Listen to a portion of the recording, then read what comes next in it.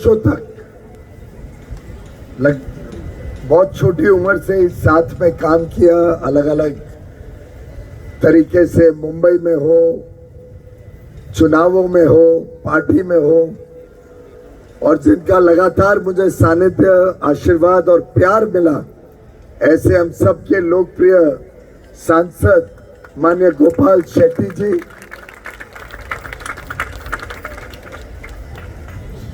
हमारे जिला के अध्यक्ष,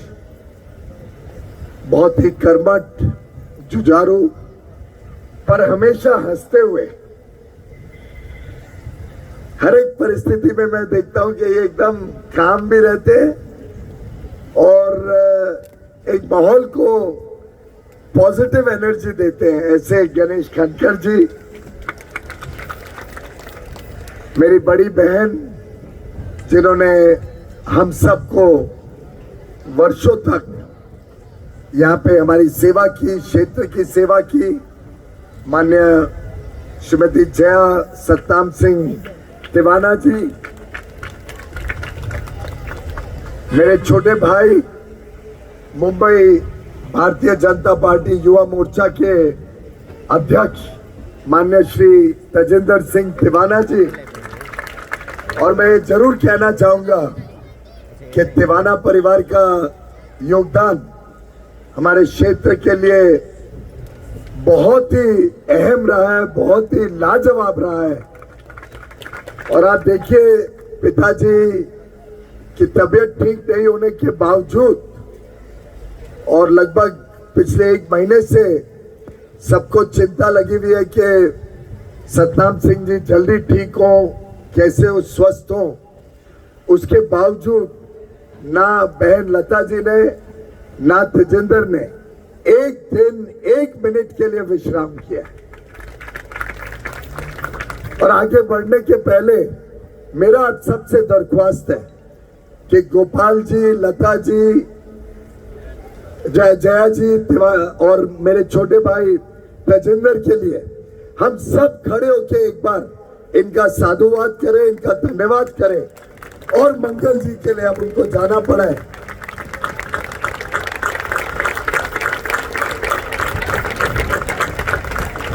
क्योंकि इनके कर्मठ प्रयासों से, इनके लगातार नेतृत्व में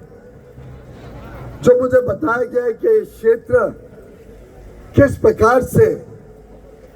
एक पूरे इलाके को भी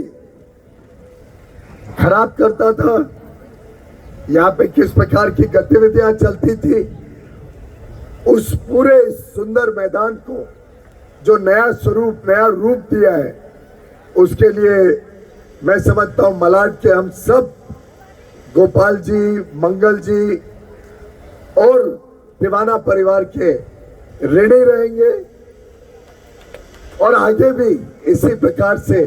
हम सब मिलके इस क्षेत्र में और विकास के काम तेज गति से हो, इसके लिए कर्तव्यबद्ध रहेंगे। हमारे मलाड भारतीय जनता पार्टी के अध्यक्ष माननीय सुनील कोहली जी, उत्तर मुंबई के कोषाध्यक्ष, और मुझे लगता है ये पद मेरे लिए इससे भी बहुत अहम है क्योंकि गंगाराम जमनानी जी को मेरा भी चुनाव संभालना है। जैसे इन्होंने वर्षों वर्षों तक कितने चुनाव संभाले होंगे, शायद अनगिनत हो गया होगा। और ये काम मुझे, मेरे पिताजी को भी करना पड़ता था, हर वर्षों तक मैंने भी किया है पार्टी के लिए, मुंबई से लेके महाराष्ट्र से लेके केंद्र में। और इस जिम्मेदारी में कितनी मुश्किलें होती है, कितना संभलना पड़ता है, वो समझते हुए मैं समझता हूँ जमनानी जी की बहुत अहम भूमिका रहेगी अब सबको भी संभालने के लिए। मलाड युवा मोर्चा के अध्यक्ष माननीय राहुल सिंह जी, वार्ड 47 के भारतीय जनता पार्टी के अध्यक्ष माननीय अरविंद यादव जी, स्टेज और स्टेज के नीचे बैठे सभी महानुभाव, प्रबुद्ध नागरिक, मेरे युवा साथी, भाइयों और बहनों, यहाँ का उत्साह, यहाँ का तेज, यहाँ का काम जब मैं देखता हूं, जब अनुभव करता हूं किस प्रकार से माननीय गोपाल जी ने, उनकी पूरी टीम ने आप सबके साथ मिलकर इस पूरे क्षेत्र में एक बदलाव की आंधी हम सब के लिए लगातार 24 घंटे उपलब्ध रहना, हर छोटी बड़ी समस्या के लिए तत्पर रहना और क्षेत्र में नए नए योजना, नए नए सोच, नए नए विचार के साथ अच्छे काम करने की जो श्रृंखला मैं पिछले 3 दिनों से यहाँ पे देख रहा हूँ, वास्तव में बहुत गर्व होता है कि भारतीय जनता पार्टी और हमारे लोक प्रतिनिधि किस प्रकार से सदैव जनता की सेवा में जुट जाते हैं, लगे रहते हैं। कैसे भारतीय जनता पार्टी को एक 2 सांसदों की पार्टी से खड़े करके आज हम सब ने प्रतिज्ञा ली है कि हम मोदी जी को 400 सीट जिताकर एक ऐतिहासिक विजय के साथ अपनी तीसरी टर्म में भारत को विश्व की तीसरी सबसे बड़ी अर्थव्यवस्था बनाने के लिए कर्तव्य पाता। मित्रों, गोपाल जी ने और मैं समझता हूं तेजेंद्र जी ने सही कहा कि इनको अगर हम एक प्रकार से उद्यान सम्राट कहें तो कोई अतिशयोक्ति नहीं है। इन्होंने वास्तव में जितना इस क्षेत्र में ग्रीनरी हो, नई नई सुविधाएं हो लोगों के लिए, और सबसे कल्पनात्मक तो मुझे पहले दिन एक प्रोजेक्ट दिखाया बोरीवली स्टेशन के नजदीक, जहां फ्लाईओवर के नीचे हर प्रकार की सुविधा, चाहे वो एक छोटा एम्फी थिएटर हो, वॉकिंग ट्रैक हो, अलग अलग खेलों के लिए सुविधाएं हो, साथ ही साथ एक छोटा ऑडी भी बनाया है वहां पे, एम्फी थिएटर। मैं समझता हूं जिस कल्पनात्मक तरीके से उस पूरे फ्लाईओवर का डेवलपमेंट किया गया है गोपाल जी द्वारा, मैंने तुरंत गोपाल जी को कहा कि इसको तो हमने पूरे देश में एक मॉडल के रूप में लागू करना चाहिए। और ये मैं आप सबको आश्वस्त करूंगा कि हम उत्तर मुंबई से शुरू करेंगे और फिर मैं मेरे छोटे भाई देवेंद्र जी या एकनाथ जी को और माननीय प्रधानमंत्री जी को सुझाव दूंगा कि इसको तो वास्तव में प्रोजेक्ट के कॉस्ट में ही अंतर्गत हम लेके पूरे देश में इसको लागू करें और एक प्रकार से फिर वो Gopal Shetty model of development कहा जाएगा। और वास्तव में मैं इतनी बार इतने जगहों पे रेल के ओवरब्रिजेस देखता था, रोड फ्लाईओवर्स देखता था, और जब भी हम उधर से गुजरते थे थोड़ी घृणा आती थी कि क्या कचरा बना रखा है, क्या यहाँ पे स्टोर हाउस बना रखा है लोकल कॉरपोरेशन ने, किस प्रकार से आसपास के लोग भी वहां कूड़ा कचरा फेंकने लग जाते हैं, जर्जर हालत में रहते हैं फ्लाईओवर के नीचे की जगह, और कुछ जगह तो फिर वो एनक्रोच भी कर लेते हैं। लेकिन ये जो इन्होंने मॉडल बताया, इस प्रकार की जो कल्पनात्मक काम है, मैं समझता हूं गोपाल जी का सानिध्य सदैव मेरे साथ रहेगा। आप सबके भी सुझाव लगातार मिलते रहेंगे। आप सब भी क्षेत्र के विकास में उतने ही उत्तेज के साथ लगे रहेंगे जितना आप गत वर्षों में रहे हैं, और हम सब मिलके उत्तर मुंबई को तो एक और आगे बढ़ाने के लिए गोपाल जी के बनाए हुए इतने सारे काम, इतने सारे प्रकल्प में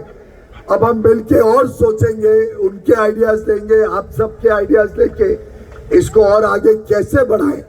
इस पे हम सब मिलके जब काम करें तो जैसे बैक रोड है आपके पीछे, अभी उसमें ब्यूटिफिकेशन का बहुत काम हो सकता है और मैं समझता हूँ वहाँ बड़ी संभावनाएं दिखती हैं। उसमें क्यों ना हम मिलके कुछ सोचे। गोपाल जी के आइडियाज सामने होंगे। आप सब बहनें माताएं हमें कुछ आइडियाज दीजिए किस प्रकार से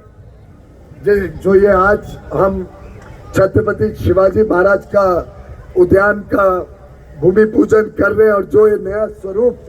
आज तजेंद्र जी ने हमारे सामने रखा, ऐसे ही क्या हम बैक रोड की ब्यूटिफिकेशन कर सकते हैं? ऐसे ही हम और कौन से इस क्षेत्र में नए बदलाव के काम करें जिससे मलाड मालवनी में भी ये एक महसूस हो हर एक व्यक्ति को, हर एक परिवार को, हर एक नागरिक को कि जब मोदी जी भारत को एक विकसित भारत, एक समृद्ध भारत बनाने निकले हैं तो उसमें उत्तर मुंबई अग्रणी श्रेणी में होगा और उसमें हम सब मिलके इसी स्पिरिट में जो आज का कार्यक्रम की स्पिरिट है उसी स्पिरिट पे आगे भी काम कर सके। वैसे खेल कूद के लिए, स्पोर्ट्स के लिए माननीय प्रधानमंत्री जी बहुत ज्यादा रुचि लेते हैं। खेलो इंडिया हो, फिट इंडिया हो, देश में अनेक योजनाओं से किस प्रकार से हम खेल कूद के मैदान में और हमारे युवा शक्ति को अवसर दे सके, मौका दे सके, कैसे जो इनका अलग अलग खेलों में जो इनके गुण है, जो इनकी संभावनाएं हैं वो सामने आए। हमारे विद्यार्थियों को कम उम्र से ही खेल कूद में रुचि हो और जो टैलेंट है, हिडन टैलेंट है इन सब में, जो कौशल हमारे आदिवासी भाई बहनों में है, जो सचिन तेंदुलकर हम सब इन युवाओं में छुपा हुआ देखते हैं, कैसे इन सब के गुणों को और आगे लेके जाने के लिए अवसर मिले। इसके लिए भारत के आजादी के बाद अगर किसी सरकार ने सबसे ज्यादा काम किया है तो माननीय प्रधानमंत्री नरेंद्र मोदी जी ने किया। हर सांसद के क्षेत्र में सांसद की खेलकूद प्रतियोगिता या नमो चषक के नाम से खेलकूद के मैदान में प्रतियोगिता स्पर्धा रखी गई और देश भर में एक नई जागरूकता। और मुझे तो याद आता है हम बचपन में पढ़ा करते थे कि छत्रपति शिवाजी महाराज ने भी अपनी युवा अवस्था में खेलकूद के माध्यम से ही आजादी की लड़ाई, आजादी के जंग के लिए लड़ने की प्रेरणा ली। वो छोटी उम्र में रेत से किला बनाया करते थे। वो छोटी उम्र में शायद तलवार चलाना सीख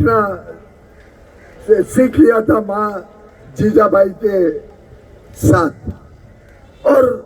बहुत ही छोटी उम्र में उन्होंने घुड़सवारी सीखी और वहां से उन्हें प्रेरणा मिली, उन्हें हिम्मत मिली, उनका हौसला और बुलंद हुआ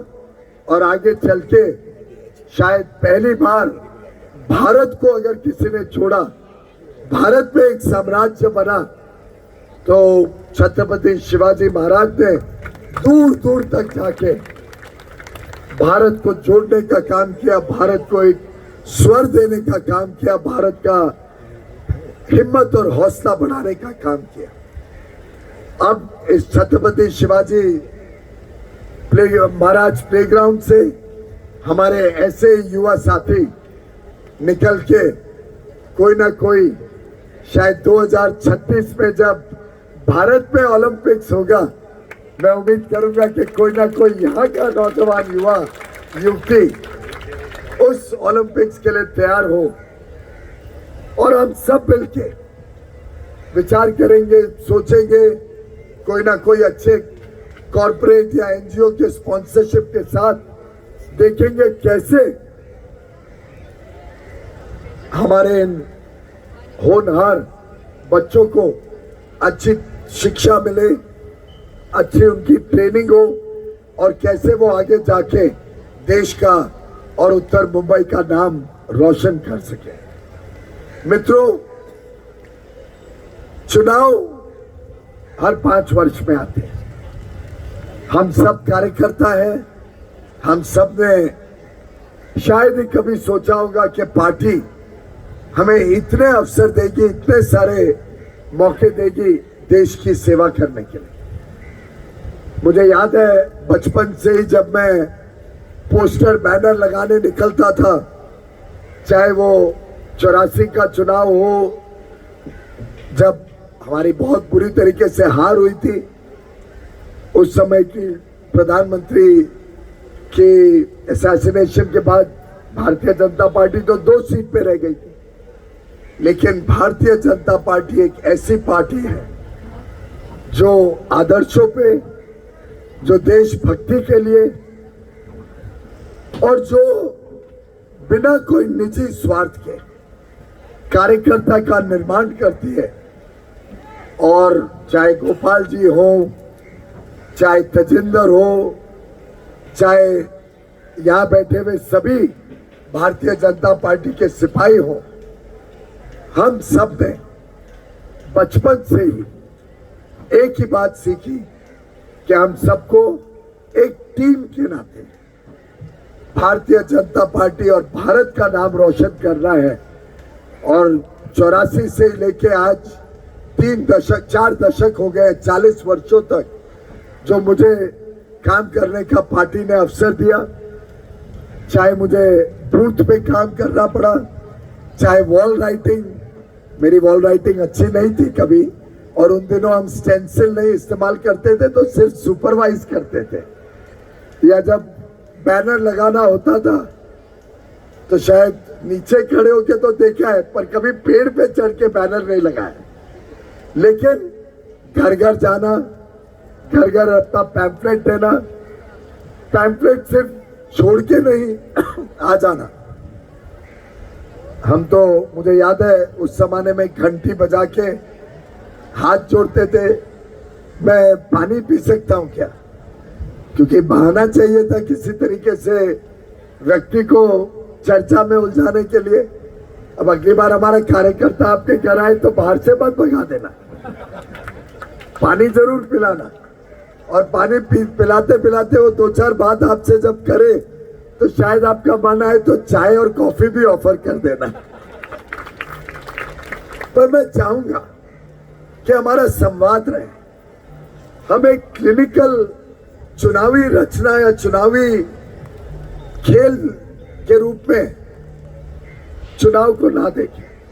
हमारे कार्यकर्ता आपके साथ बातचीत करेंगे तो हमें भी 4 बातें पता चलेंगी। आप सब हमें मौका देंगे कि हम आपके दुख सुख के साथी बन सके, ये हमारा सबसे बड़ा सौभाग्य हो। और मुझे याद आता है कि जब मेरी माँ के और मम्मी पहले कॉर्पोरेटर रही साइन कोलीवाड़ा से, और मैं समझता हूं कि जया जी को ध्यान होगा कि कॉर्पोरेटर के काम में किस प्रकार से दिन रात लोगों के बीच में रहना होता है, कि दिन रात लोगों की सेवा करनी होती है। उन दिनों से, और मुझे याद है मम्मी रात को 3 बजे उठाया करती थी कि भैया चलो गाड़ी चलाओ, हमको एंटॉप हिल जाना है। और एंटॉप हिल में क्या था, मैं समझता हूं इतना बुरा परिस्थिति थी उस जमाने में, और कोई महिला के साथ कोई अत्याचार हो, कोई महिला को पुलिस लॉकअप में डाले तो माँ के साथ जाके पुलिस के साथ भिड़ना पड़ता था। फिर वर्षों वर्षों तक वो 15 वर्ष एमएलए रही। एमएलए के पद से 2004 में, और गोपाल जी के साथ भी उन्होंने कई वर्ष काम किया। उन्होंने स्वयं से सेवानिवृत्ति ली। और मैं ये थोड़ा इसलिए बता रहा हूं क्योंकि गोपाल जी ने बात छेड़ी, कहीं ऐसा ना लगे आपको कि क्योंकि मेरे माता पिता राजनीति में थे तो मैं यहाँ पे आया हूं।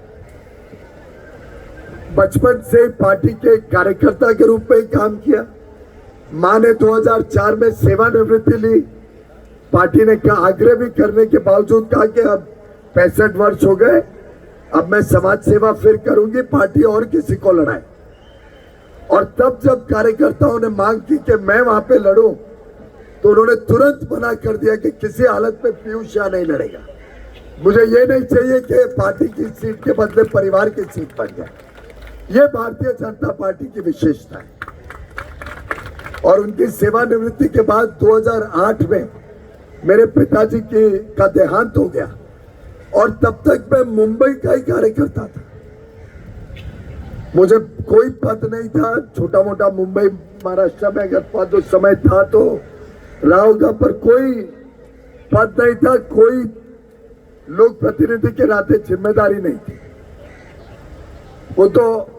अचानक से मुझे 2010 में पार्टी ने निर्देश दिया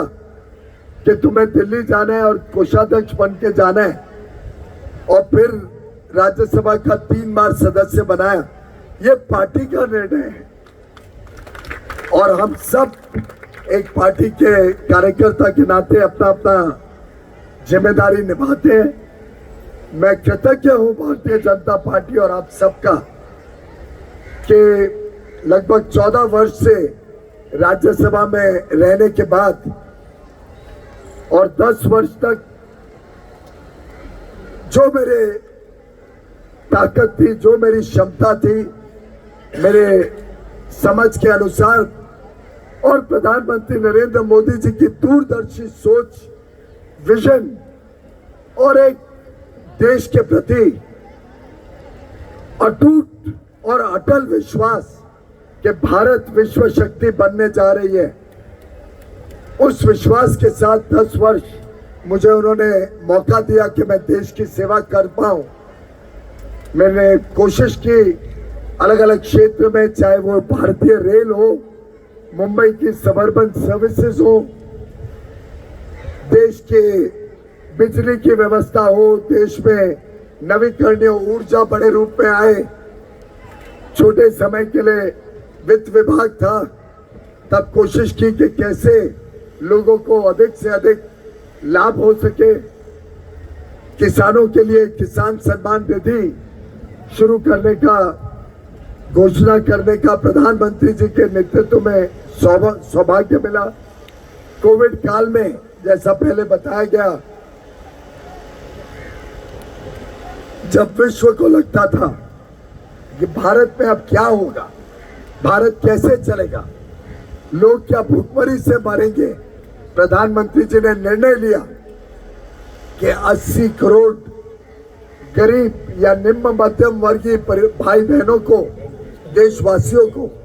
अब 2 गुना अनाज मिलेगा, डबल कर दिया अनाज, और पूरी तरीके से मुफ्त अधिक अनाज देकर सुनिश्चित किया कि देश में एक भी व्यक्ति भूखमरी से ना आहत में पहुंचे, एक भी बच्चा बिना भोजन के रात को सोए ना। और मेरा सौभाग्य है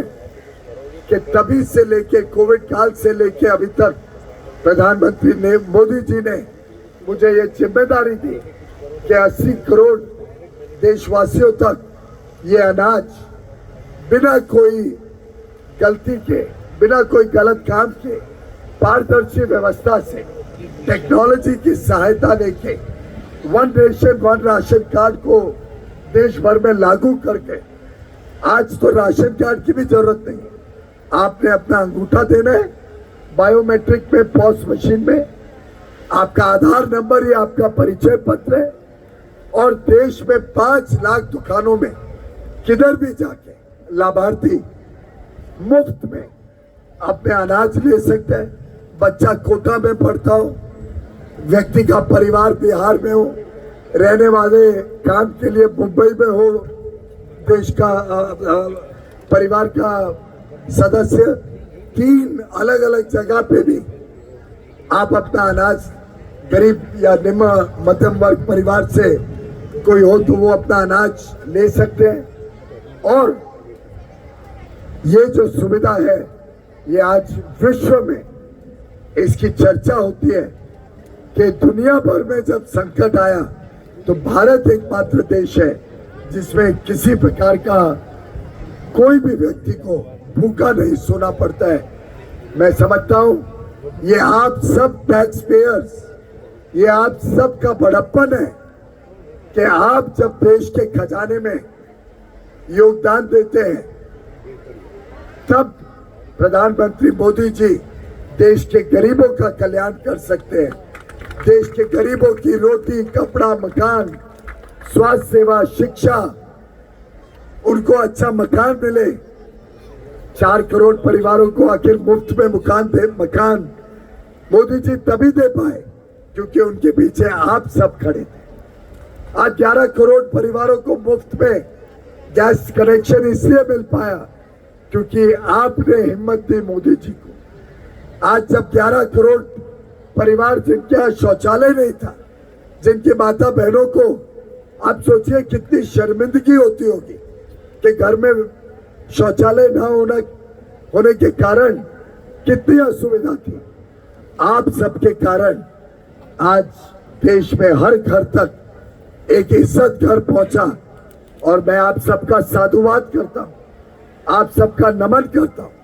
आप सबका धन्यवाद करता हूं कि आप ही के वजह से, आप ही के आशीर्वाद से, आप ही के दिए हुए हिम्मत से आज प्रधानमंत्री नरेंद्र मोदी जी ने गत 10 वर्ष में जो कायाकल्प किया है, भारत को विश्व की तीसरी सबसे बड़ी अर्थव्यवस्था बनाए, 5वीं अर्थव्यवस्था बनाए, तीसरे टर्म में तीसरी विश्व शक्ति बनाएंगे और 2047 तक आपके आशीर्वाद से, आपके सहयोग से, आपके दिए गए सुझावों से हम सब मिलके, चाहे वो खेलकूद का मैदान हो, चाहे अर्थव्यवस्था हो, चाहे गरीबों का कल्याण हो या सुशासन देने का काम हो, गुड गवर्नेंस, हर क्षेत्र में हम सब मिलके एक नया भारत का निर्माण करेंगे। एक ऐसा भारत जो पूरी दुनिया में अपना परचम फैलाए, हर युवा युवती को नए मौका दे, नए अवसर दे, हर एक को ऐसा काबिल भारतवासी बनाए जो पूरी दुनिया में जाके भारत का नाम रोशन कर सके। हम सब मिलके इस काम में लगेंगे। मेरा बड़े भाई गोपाल जी का सानिध्य लगातार रहेगा, मैं भी आप सबके बीच में लगातार रहूंगा और मिलके हम सब इस नए भारत के लिए कर्तव्यबद्ध रहेंगे। मेरा आप सबसे अनुरोध है कि उत्तर मुंबई में आप मुझे आशीर्वाद दें, आप मदद करें कि अच्छे बहुमत से हम इस सीट को जिता के प्रधानमंत्री नरेंद्र मोदी जी की झोली में दे पाए, जिससे मोदी जी का और हिम्मत बने और वो आपकी सेवा और कर सके। भारत माता की जय। महाराष्ट्र।